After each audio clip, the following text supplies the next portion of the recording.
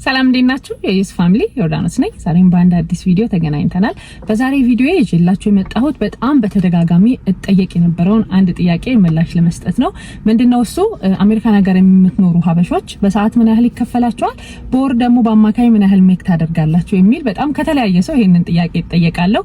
ግን ቪዲዮ ለመስራት አንደኛ የየሁሉም ሰው ገቢ እንደየስቴቱ እንደየሚሰራበት ቦታ ይለያያል ማለት ነው። ለዛ ነው እንደዚህ ነው ብዬ ስፔሲፊክ አድርጌ በመለስ ሲከብደኝ ስለነበረ ዝም አልኩ። ግን አሁን እስኪ ጀነራላይዝ ላድርገውና አብዛኛው ሰው ምን ያህል ሊያገኝ ይችላል የሚለውን ነገር እናንሳ በዛሬ ቪዲዮአችን። የየስቴቱ ሚኒመም ዌጅ ይለያያል። አምሹር ይሄንን ጥያቄ በጣም በተደጋጋሚ ከኢትዮጵያ ነው የምጠየቀው። እንግዲህ እሺ የየስቴቱ ሚኒመም ዌጅ ይለያያል። ይሄው ኢትዮጵያ አሁን ሁሉም መስሪያ ቤት የተለያየ አይነት የደሞዝ ስኬል አላችሁ አይደለ? እዚህ ሀገርም ደግሞ እንደየስራ ቦታችሁ እንደየስቴቱ ኢቭን ሚኒመም ዌጁም ይለያያል። ያ ማለት ምን ማለት መሰላችሁ? ኑሮ በጣም ውድ የሆነበት ስቴት ላይ ሚኒመም ዌጁ ከፍ ይላል። ኑሮ ርካሽ የሆነበት ቦታ ላይ ሚኒመም ዌጁ ዝቅ ይላል ማለት ነው። ለሚቴሊው እሺ ላስረዳችሁ በዚህ መልኩ። ለምሳሌ እኔ የሚኖረው ኮሎራዶ ነው። 2025 ኮሎራዶ ሚኒመም ዌጅ ብላችሁ ጎግል ላይ ሰርች ብታደርጉ 14 ብር ከ50 ምናምን እንደዚህ ነው የሚያመጣላችሁ ማለት ነው። ካሊፎርኒያ ብላችሁ ሰርች ብታደርጉ 16 ብር ከ80 እንደዚህ ብሎ ያመጣላችኋል። ኦሃዮ ብላችሁ ሰርች ብታደርጉ 10 ብር ከምናምን ሳንቲም እንደዚህ ብሎ ያመጣላችኋል ማለት ነው።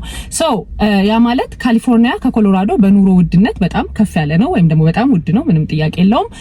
ኦሃዮ ደግሞ ከኮሎራዶ ወይም ከካሊፎርኒያ በጣም ኑሮ የተረጋጋና ቆንጆ የሚባል ዝቅ ያለ ነው ማለት ነው። ስለዚህ ሚኒመም ዌጅ መንግስት የሚያስቀምጠው ራሱ ይሄ አመታዊው የገቢ መጠናችን እንደየስቴቱ ኢቨን ይለያያል ማለት ነው። ለምሳሌ አሁን እኔ ኮሎራዶ ስለምኖር ዲቴል ስለዚህ አሁን ስላለው ነገር ማውቀው ላስረዳችሁ።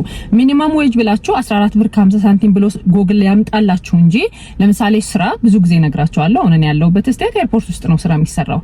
ኤርፖርት ግን ሚኒመም ዌጅ በራሱ 18 ብርና ፕላስ ብሎ ነው የሚጀምረው ማለት ነው። 18 ፕላስ ብሎ ነው የሚጀምረው። ስለዚህ ሲቲው ላይ ወይም ከተማው ላይ አሁን አውሮራም ዴንቨር ምናምን ብትሄዱ ከተማው ላይ አንድን ሰው ብትጠይቁት 14 ብር ነው የሚከፈለው ሊላችሁ ይችላል። እኔ እንደውም ኢቭን ጎግል ያደረኩት በቀደም ራስ ገብቼ ነበር አጋጣሚና ፍሮንት ላይ መሰራውን ካሼሯን ስንት ነው የሚከፈላችሁ ስላት 14 ብር ከምናምን ስትለኝ እንዴ እንደዚህ ነው እንዴ ያልኩኝ። ቢካዝ ኤርፖርት 18 ብር ተብሎ ነው የሚጀምረው ማለት ነውና ጎግል ሳደርግ እውነትም የኮሎራዶ ሚኒመም ዌጅ እንደዛ ነው ማለት ነው።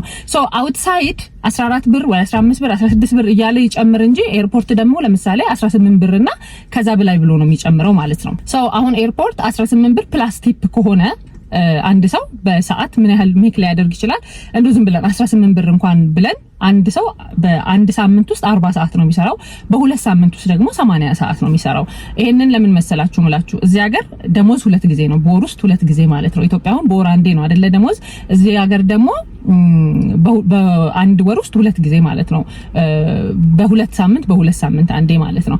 አንድ ሰው በሁለት ሳምንት አንድ ጊዜ ለሚያገኘው ደሞዙ ፉል ታይም የሚባለው 80 ሰዓት ሲሰራ ነው፣ ወይም በሳምንት 40 ሰዓት ሲሰራ ማለት ነው። ዊዛውት ቲፕ የሆነን ብር እንኳን ዝም ብለን እናባዛ ብንለው ኤርፖርት ባለ ገቢ ወይም ደግሞ ክፍያ ነው የምላችሁ 18 በ80 ሰዓት ብናሰላው ወደ ስንት ሊመጣ ይችላል? 1400 ምናምን ብር እንደዚህ አይደለ? እንደዚህ ሊመጣ ይችላል። ስለዚህ 18 ብር ከ50 ብለን እንኳን ብንይዘው 1400 ሜቢ 80 ብር ወር 50 ብር ምናምን እንደዚህ ሊመጣ ይችላል። ይሄ በአንድ ሳምንት በሁለት ሳምንት ወይም በአንድ ፔቼክ የሚያገኘው ማለት ነው። ወደ 1400 ብር በአንድ ፔቼክ አገኘ ማለት በሁለት ሳምንት ደግሞ ወደ 2000 በአንድ ወር ደግሞ ወደ 2800 ብር ወር ወደ 3000 ብር የሚጠጋ ገንዘብ ያገኛል ማለት ነው። ይሄ ማለት ዊዛውት ቲፕ ምናምን ሲሆን በ18 ብር ብቻ አስቤው ማለት ነው። ፕላስ ቲፕ ደግሞ ሲሆን አሁን ሁሉም ስራ የቲፕ አቬለብል አይደለም። ሜቢ ሬስቶራንቶች ኦር ዊልቸር እንደዚህ ኮፊ ሻፖች ምናምን አንዳንድ ቦታ ላይ ስትሰሩ ቲፕ አቬለብል የሆኑ ስራዎች ይኖራሉ። እነሱ ሲሆኑ ደግሞ ደሞዛችሁን ሞር እንትን ያደርገዋል ማለት ነው፣ ከፍ ያደርገዋል ማለት ነው። ይሄ አሁን አብዛኛው ሰው የሚሰራው ኮሎራዶ ላይ ኤርፖርት ስለሆነ ሀበሻ እንደ ሀበሻ አብዛኛው ሀበሻ የሚሰራው ሚኒመም ዌጅ ስራ ከሆነ ኤርፖርት ውስጥ ስለሆነ ነው፣ ያው ፕሮፌሽናል ስራ ካልሆነ በስተቀር ማለት ነው። ኦኬ 18 ብር ብሎ ይጀምር እንጂ ኤርፖርት ውስጥም ለምሳሌ 23 ብር 25 ብር 24 ብር 19 ብር 20 ብር እንደዚህ የሚከፈላቸው ስራዎች አሉ። አንደኛ ማወቅ ያለባችሁ አሁን ለምሳሌ እዚህ ሀገር ስራ ላይ ገንዘቡ ከፍ ሲል ኦር የሚከፈላችሁ ደሞዝ ከፍ ቢል ስራው በጣም ይከብዳል ማለት ነው። ላይክ አፕላይ ሳታረጉ ራሱ እንደ መረጃ እንድታውቁ የምፈልገው ነገር ስራው ከፍ ይላል። ለምሳሌ በጣም ቀላል ለሆነ ስራ ብዙ ብር አይቀመጥም እዚህ ሀገር። ስራው ብዙ ነው ደሞዙ ማለት ስራው ይከብዳል ማለት ነው። አንድ ጊዜ ምን ሆነ መሰላችሁ?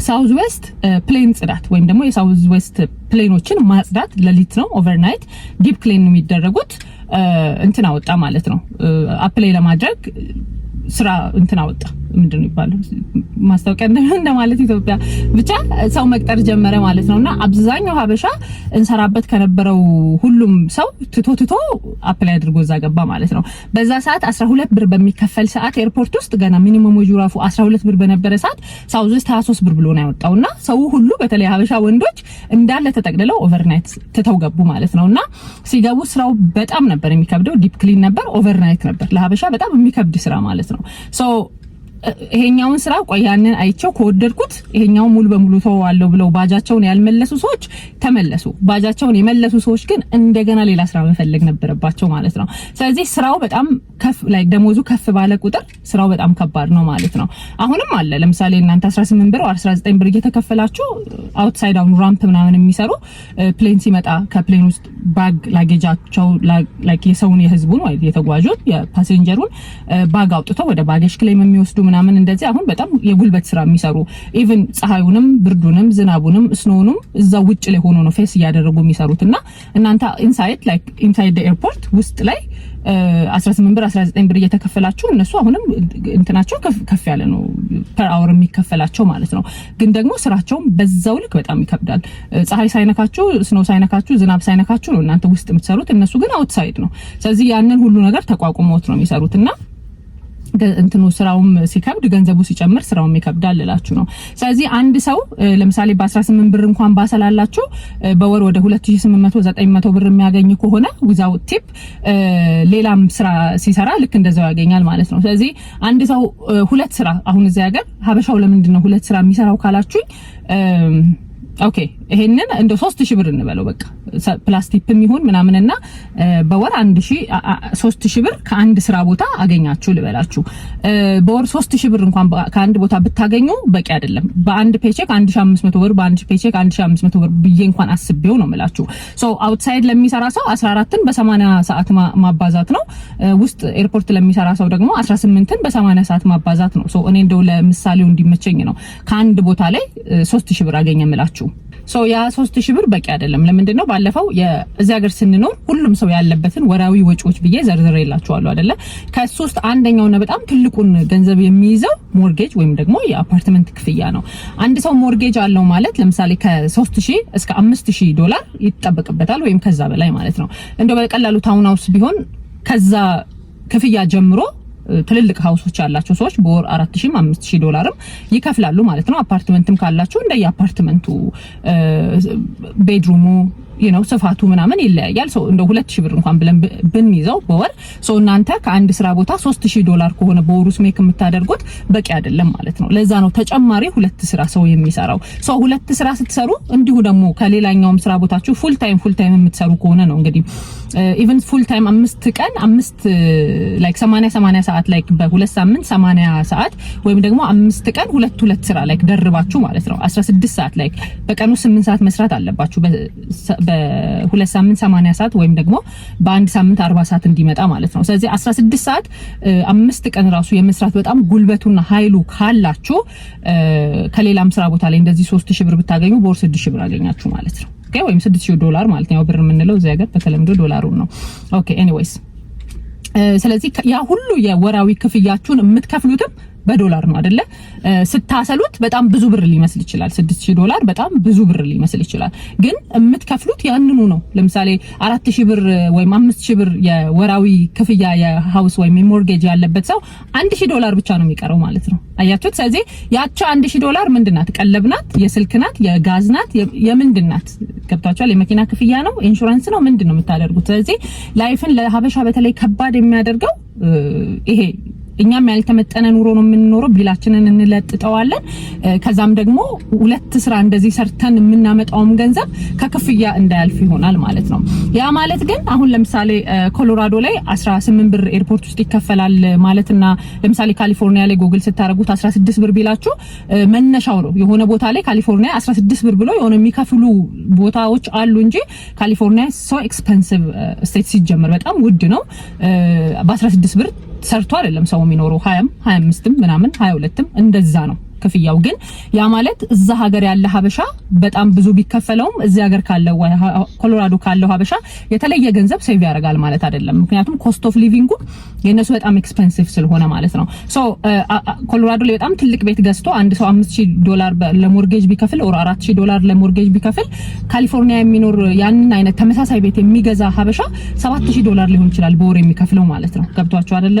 ስለዚህ የሚሰጡንን ያህል ወይም የሚኒመም ዌጁን ያህል የምናወጣውም የዛን ያክል ነው ማለት ነው። ኦሃዮ 10 ብር ነው ቢባል ሚኒመም ዌጁ ከ10 ብር ይጀምር እንጂ 15ም 17ም 12ም 13ም ሊሆን ይችላል አናወር የሚከፈላቸው ማለት ነው። ሶ እዛ ኮስት ኦፍ ሊቪንጉ በጣም አሪፍ ስለሆነ የተረጋጋ ስለሆነ የሚያገኙት በጣም ትንሽ ብር ቢመስልም ለምሳሌ እዚህ ጋር ቁጭ ብለን 10 ብር ለመከፈልማ እዛ ሙቭ አድርጌ እዛ አልሰራም ልንል እንችላለን።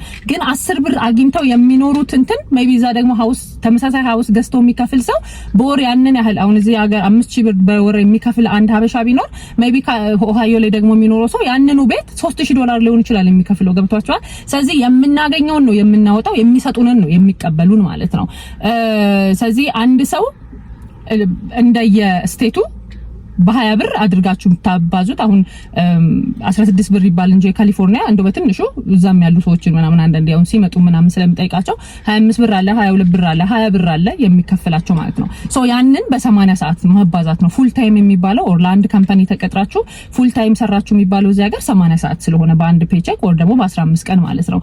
ስለዚህ ያ የምታገኙት ገንዘብ እንደየስቴቱ የስቴቱን ኢቭን በስልካችሁ ጉግል ማድረግ ትችላላችሁ። ከዛ ያን የምንቀበለውን በሙሉ ባለፈው የሰራሁትን ቪዲዮ ሜቢ ያላያችሁ ሰዎች ካላችሁ ዲቴል ስለ ቢሎቻችን አብራርቻለሁኝ፣ እሱን ማየት ትችላላችሁ። ሙሉ ደግሞ የምንቀበለውን አንስተን እንሰጣለን ማለት ነው። ሶ ያ አይ ሆፕ ጥያቄያችሁን መልሼላችኋለሁ ብዬ አስባለሁ።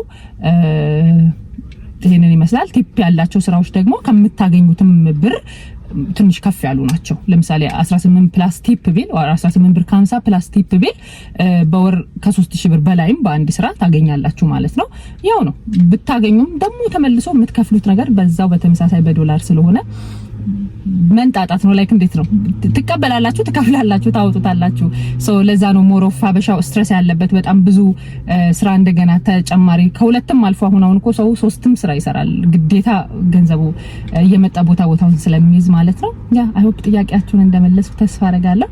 በዛሬ ቪዲዮአችን እንግዲህ ይሄንን አንስተናል። በሚቀጥለው በሌላ አዲስ ቪዲዮ እንገናኛለን። እስከዛው ድረስ ባይ